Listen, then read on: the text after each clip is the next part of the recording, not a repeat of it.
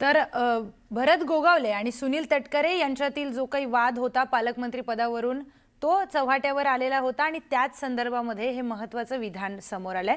या संदर्भात पुढची बातमी आपण बघूयात। राज्यात सध्या स्थानिक स्वराज्य संस्थांच्या निवडणुकीची रणधुमाळी सुरू झाली आहे। आगामी काळामध्ये मुंबईसह राज्यातील विविध नगरपालिकांच्या निवडणुकीची घोषणा देखील होण्याची शक्यता आहे। अशामध्येच आता मुंबईमध्ये महापौर कोण होणार अशी चर्चा रंगली आहे।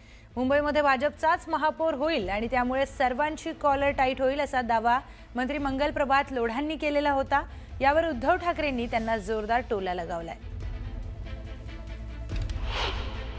भाजपा जब सत्ता में आएगी, भाजपा का जब महापौर बनेगा, माननीय देवाबाबू जब उसको शपथ दिलाने के लिए महानगर पालिका में जाएंगे तो आपकी और मेरी सबकी कॉलर टाइट होने वाली है। और मोहल्ले से लेके पुलिस स्टेशन से लेके महानगर पालिका तक आपको यदि साइड की कुर्सी में बिठाने वाले होंगे तो भी आगे की कुर्सी पर बिठाएंगे। मंगल प्रभात लोढा म्हणाले की मुंबई महानगरपालिकेवर भाजपचा महापौर बसल्याच्या नंतर देवेंद्र फडणवीस मुख्यमंत्री आणि माझी कॉलर टाईट होणार असं मंगल प्रभात लोढा म्हणाले। या विधानाकडे आपण बहुतेक टाईट होऊन बोलले असते, म्हणजे कॉलर टाईट होऊन बोलले असते।